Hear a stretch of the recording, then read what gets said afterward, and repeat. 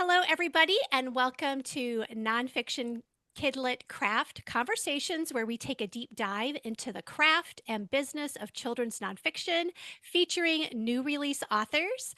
I'm your host, Kirsten Larson, author of Reimagining Your Nonfiction Picture Book. And today I have with me the fabulous, multi published, amazing Nancy Churnin. She has a new book out, Rainbow Allies, which we are going to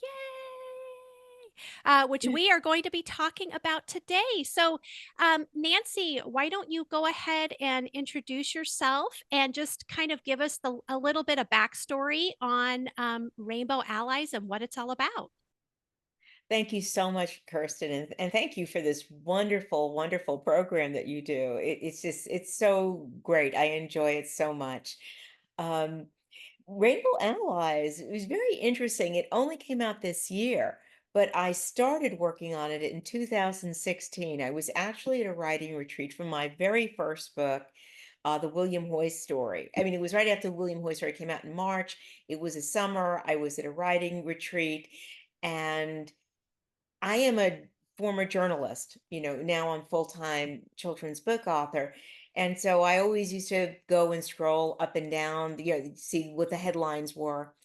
And in my scrolling, I found this amazing story about these kids in Natick, Massachusetts, who had taken a very sad story and turned it into a beautiful one. And that I was determined. There was this story of Carrie and Lori Riding, a lesbian couple in Natick, Massachusetts, who had this rainbow flag on their house. They come home one day, that flag is torn down, their house is egged, they're in despair. The kids of the neighborhood see what has happened, and their heart goes out to their neighbors, and they try to come up with a way to make things better. And that story so moved me. It brought me to tears because it was all about the way the world should be. All of us looking out for each other, standing up for each other, and the fact that kids led the way. Nobody is too young to make a difference. And just as hate must be carefully taught, love is something that should be taught, or our children should be exposed to from the youngest ages. I was determined to put that story in a book. And even though, again, I only had one book out at the time, and this was 2016, and it's 8 years later, it took me that long to get this book, to get the story right and to get it into print.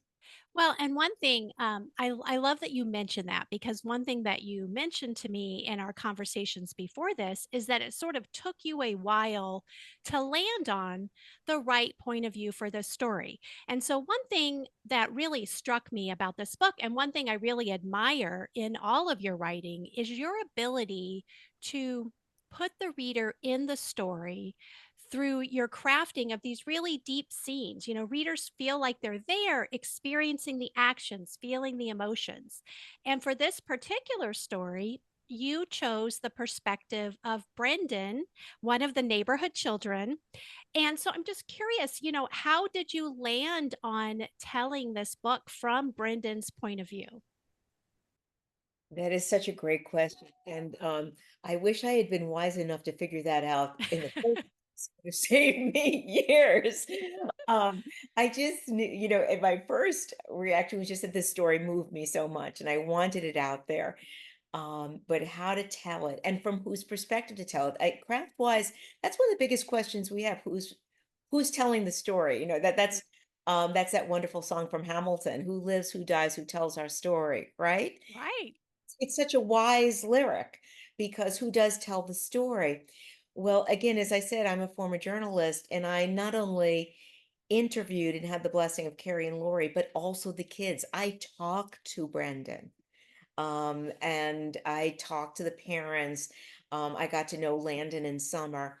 Um, I think I finally realized, and what's interesting is because, yes, it's Brendan's perspective, but it's not. How do I explain this? in a clear way because it's a little complicated because it's not just one boy's perspective, but it's about one boy's love for his neighborhood Mhm. as a loving and inclusive place, right? So this is not a biography of Brendan, right? Right. But this is a story of Brendan, a young boy growing up in a neighborhood. And what he loves about his neighborhood is that everybody is welcome, everybody is supported, everybody looks out for everybody.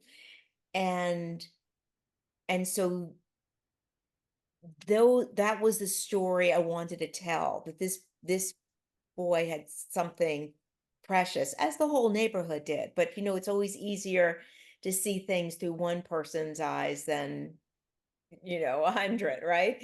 So, but that's what meant. And so when that flag was torn down, when the house was egged, when he saw Carrie and Lori looking so distressed, something, it's not only that they were hurt, something was broken in his neighborhood, in his sense of the world, how the world should be. I um there's an expression called tikkun olam about healing the world, and there's a story that the world was once perfect and was broken into so many pieces, and it's our job to put the pieces back together again. I think I saw Brendan through that lens. He sees the broken pieces like the broken shells on the house. He's trying to put that neighborhood back together again. Well, and I think that comes across really clearly. Like when we talk about the emotional arc of the story, it's really clear that it was sort of this idyllic place, or appeared to be an idyllic place in the beginning. And then, this event happens. His idea of his home is shaken. And now he's working with the other kids in the neighborhood to figure out how to kind of restore this idea that he had about his neighborhood. Thank you so much, Kirsten. And I want to jump in with one more thing because so many people think what makes a neighborhood great is how big the houses are, or how grand it is, or all the amenities. And what I wanted to bring home is what makes a place beautiful is the love and support we have for each other. Right, it's the people. So there, I mean, there's so many great takeaways for kids, right? Messages for them to learn, not just that they can make a difference in the world, that they can restore right, but also important messages about, what makes these communities special places. And it's the people. So I think one thing I feel like a lot of authors struggle with is writing these really compelling scenes. So you have some very detailed scenes, for example, where Brendan and the neighborhood kids, Brendan comes to his friends and shares the problem, that the rainbow flag has been stolen, and they're brainstorming different solutions. What are we going to do? So I crafting those scenes where action is playing out in real time. Yeah, this is a great spread. Um, it can be a real challenge for people. So there are sort of two things that I want to tease apart. The first is, how do you as a writer find those raw materials that you need to bring those scenes to life, in this book and in your other books? What sort of resources are you looking for, and what kind of connections are you making to kind of craft these really deep and compelling scenes? Thank you. These are such excellent questions, Kirsten. So I can give you some answers, and some of it is also just part of that magic that happens when you are channeling. Um, as a journalist, I spent years as a theater critic, saw a lot of theater. I love theater, and I love theater people and what they do. And to me, books are so much like theater, um, because they are a place where we channel others, we bring others to life, um, and in doing so, are whether it's in a theater where people are feeling what's going on the stage as if it's real, as if it's happening to them. What we want in a book is to feel that what is happening in the book to Brendan, to Landon, to Summer, Laurie, Carrie, the neighborhood, that it's happening to them. So I use I think of myself as, well, you're a little bit of the director, right? You're a little bit of the dramaturg, getting all the information together. You've got to sort of direct the scenes, but you're also the actor.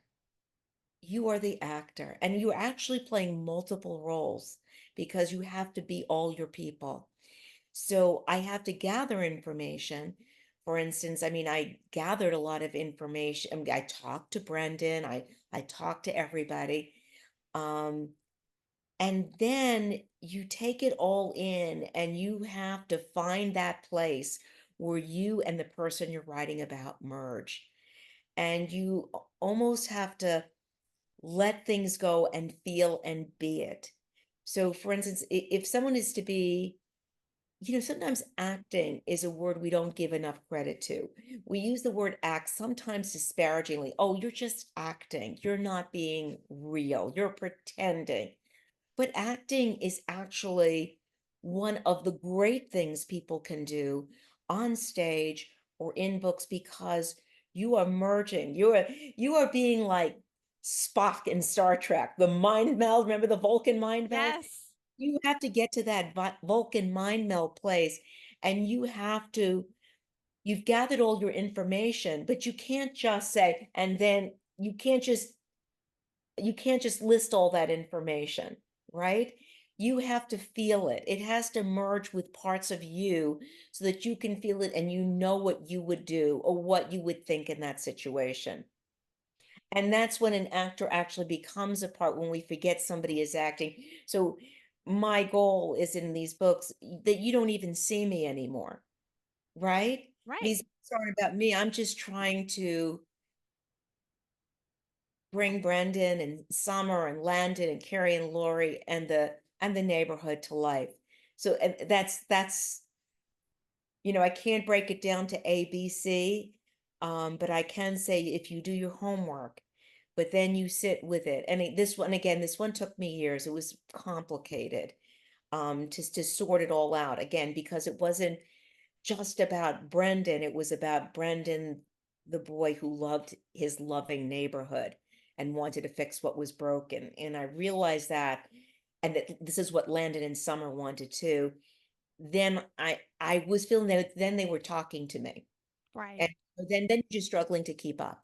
It's Right. true, you're just struggling. I mean, you're just writing it and you almost write it before you think it because your intuition is faster than your reasoning. Right. Yeah, you're making these unconscious connections and these unconscious decisions. And they're leaps. Right. Because that's what intuition and feeling really is. Emotions, art allows you to leap. You leap ahead of you instead of in your logical mind, you're going from A to B to C to D. But when you're making a leap, sometimes you're just going from A to, you know, Right. you know, up to Z or, whatever to infinity. That's where it can take you. So you mentioned, and it's very obvious, I think, from the book, and you mentioned it in your author's note that you had conversations with Carrie and Lori. You talked with Brendan. You talked with the neighborhood kids. So obviously, these first person interviews that you were conducting were critical pieces of your research. Were there other pieces of research that you were using, for example, to give you a sense of the neighborhood? Did you travel to the neighborhood or did you look at Google Maps or, how did you get a sense of the other details that you needed to kind of craft that whole world? Because we really do feel like we're there. Oh, thank you again so much for that. I relied on um I have my undergraduate degree from Harvard. So I spent 4 years in Ah, Cambridge and traveling around that area. PJ Library was very generous to me in giving me a scholarship to attend their tent program in Amherst, Massachusetts. And from there, I traveled around that area. So I know New England. This is Natick. This is New England. These are very New England people. right. Who think for themselves and and they're strong, and they're strong for each other. You know, Massachusetts has been quite a leader. It was, I believe it was the first state to legalize equal marriage, and as well as having its own healthcare system that looked after everybody. So I had a feeling for it, but also, again, as I said, as a reporter, I'm just talking to people, and Mhm. I'm feeling and I'm channeling. Um, there's a familiarity to the place, but ultimately the place is of my heart.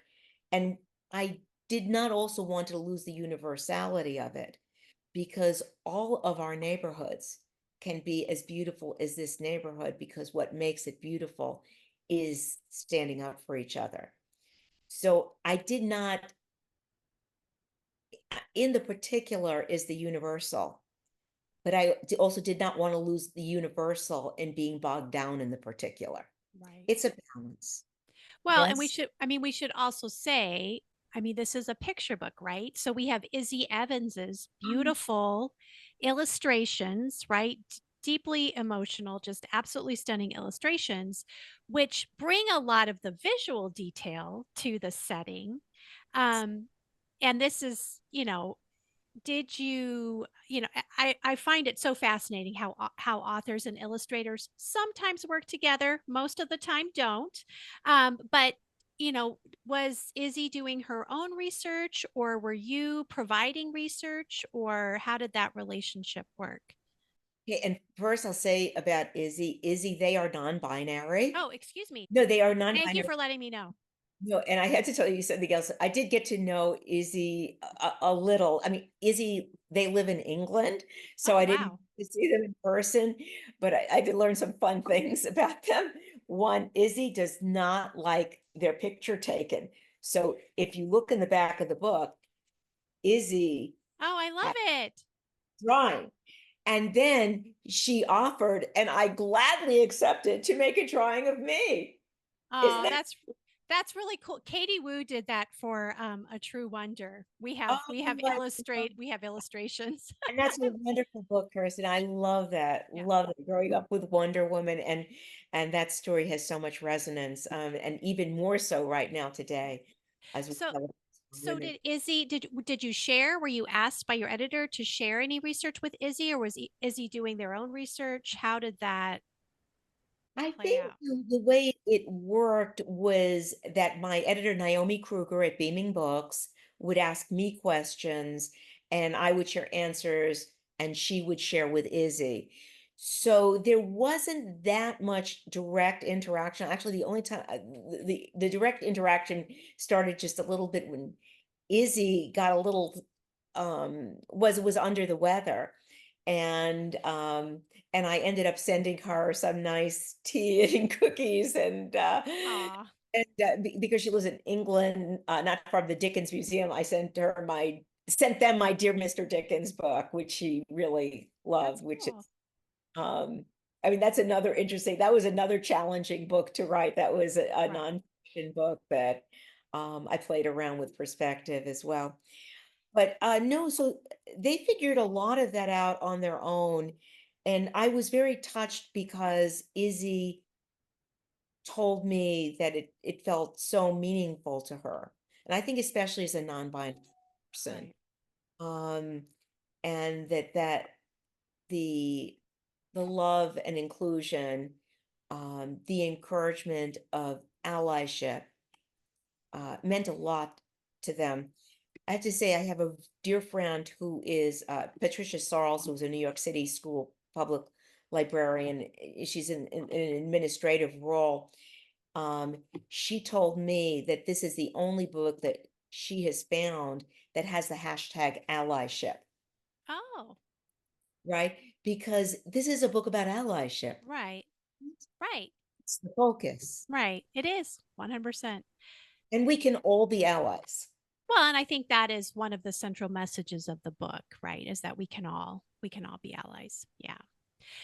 So obviously you come from a journalism background. So contacting people you do not know is your everyday.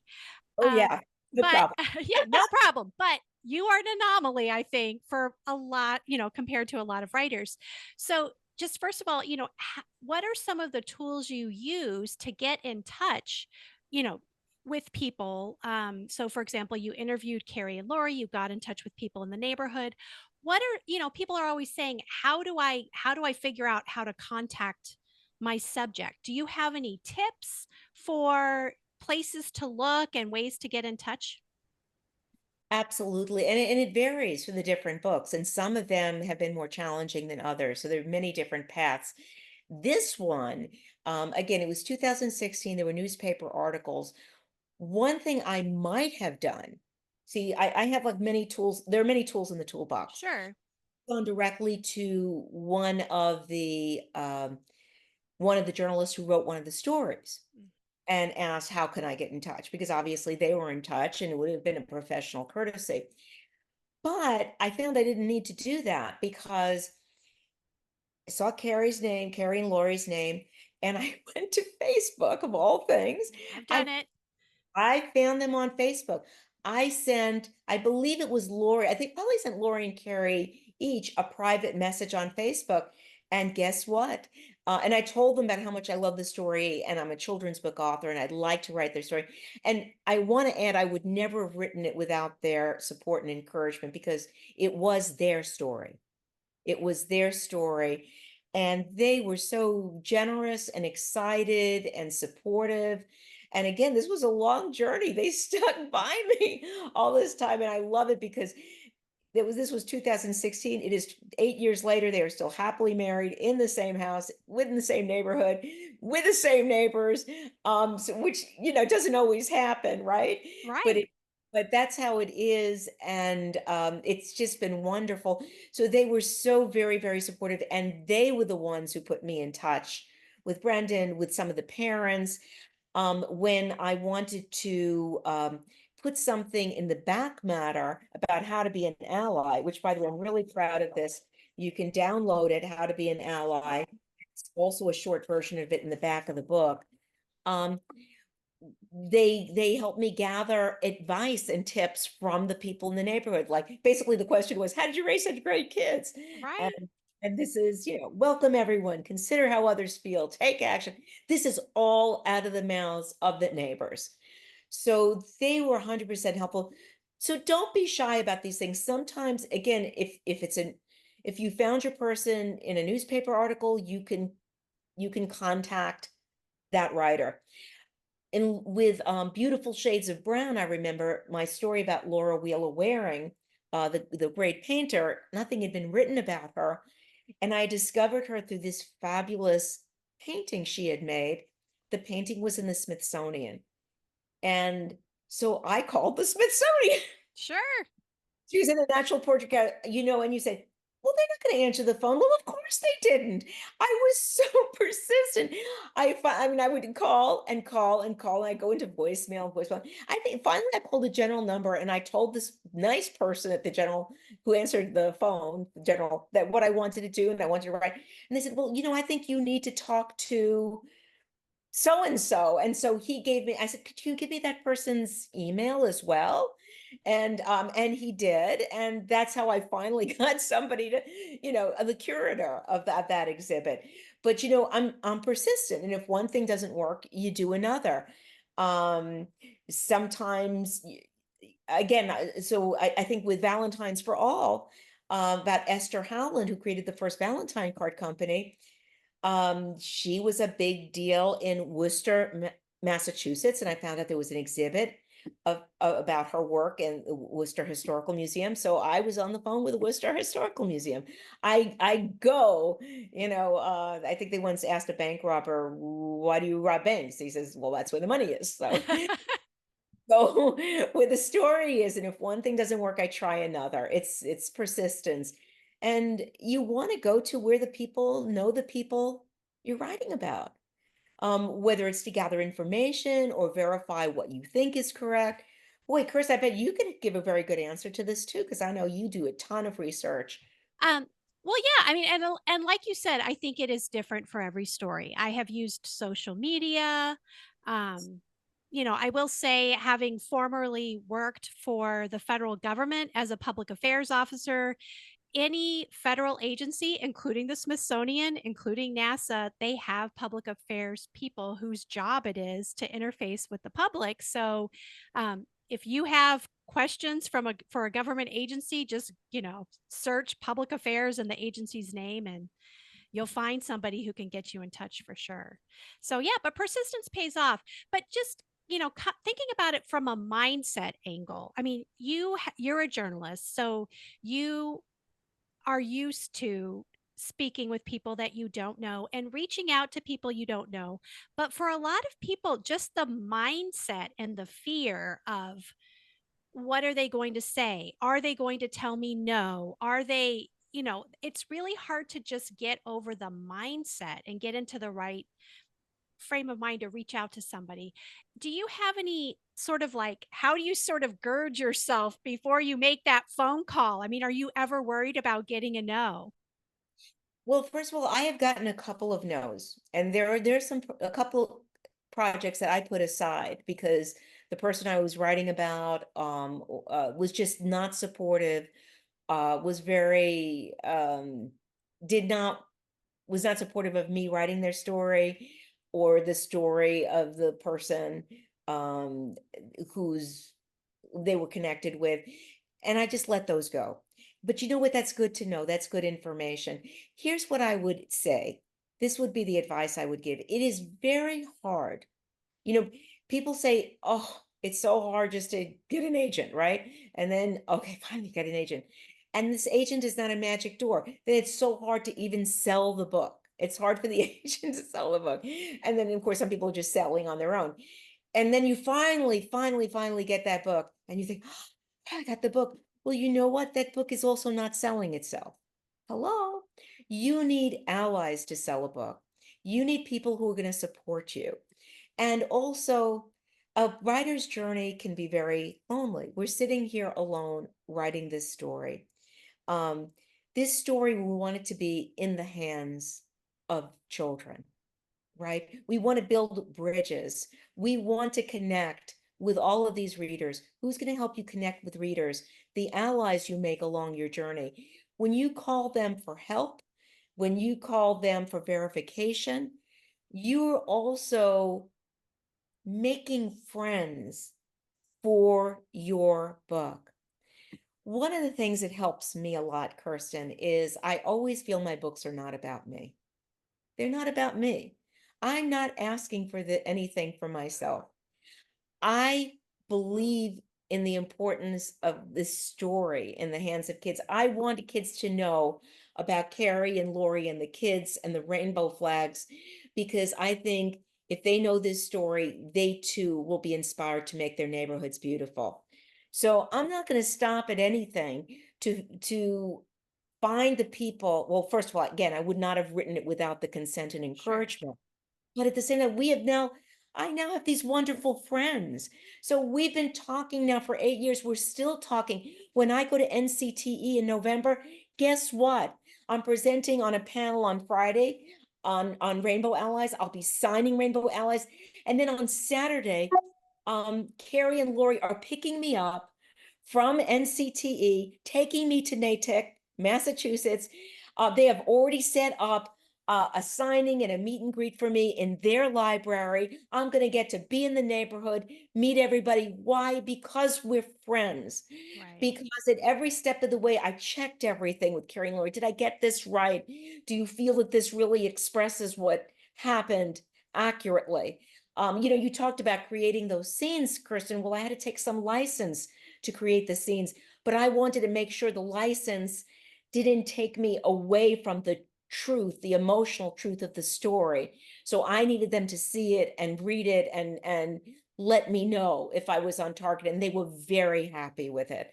And that gave me the encouragement to go on. So again, when you reach out to these people, you have critique partners, right? Yeah. Who support each other. These are your book partners. You're reaching out for book partners. People who are going to help you when your book baby comes into the world and who are going to be as invested in it as you are with the same mission, which is not about you. not even probably about them, but it's about getting this story into the world that kids need. I So love that. take yourself out of it. You're all working on the story together. It's a team project. I You love looking that. for team members. Oh, I love it. Yes, just reframe it. So it's not about us, it's about getting this book into the world, this important story. Ah, what a lovely note to end on. So I'm going to put links in the YouTube channel. We'll make sure to have a link for your ally handout, How to Be an Ally. And let us know, where can people get a copy of Rainbow Allies and how can people connect with you? Well, you can always go to your local indie and request it. You can go to Indie Bound. I mean, it's going to be at Beaming Books as the publisher. It's going to be obviously at Amazon and Barnes and Noble. My books are. And if you happen to be in Boston, in the Boston area, in November, during the NCTE, that Saturday, I am going to be. I'm going to be both signing this for educators on the Friday of NCTE, and on Saturday I will be in Natick myself in a library signing books that are being provided by the local independent bookstore. 10 books and is the name of the bookstore. And would love to meet people with great pleasure. And if they want to reach out to me directly for you're getting it from elsewhere and you want a signed book plate, so happy to sign one for you and mail it off to you. And thank you in advance for taking this story home into your community. It's my hope that this book is becomes like a rainbow flag, encouraging all of us to know that we can make our neighborhoods beautiful simply by caring about each other, supporting each other, and looking out for each other. All right. And people can reach you through your website, right, Nancy? Is it nancychurnin.com? It absolutely is. Nancy Churnin. It's churnin, like churning butter without the G. So NANCYCHURNIN.com. And not only that, all of my books come with resources, free teacher guides, projects, all kinds of resources. I have wonderful resources for Rainbow Allies, not only the one sheet on how to be an LGBTQ ally, and also coloring Oh, pages. sweet. There's a bingo card that my dear friend Dory Lerner of the National Civil Rights Museum designed, where just different activities kids can do. Cool. The allies.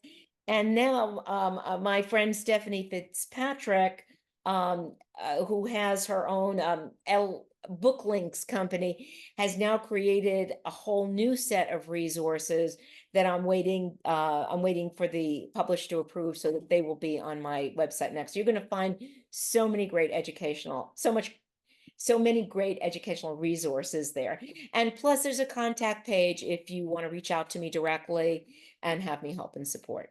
Yeah, and get that book plate, the signed book plate. Absolutely. All Yeah. Yeah. right. Well, Nancy, thank you so, so much. We really appreciate it. And we will put all those links in the YouTube comments. So thank you. And until next time, we will see you here on Nonfiction Kidlit Craft Conversations.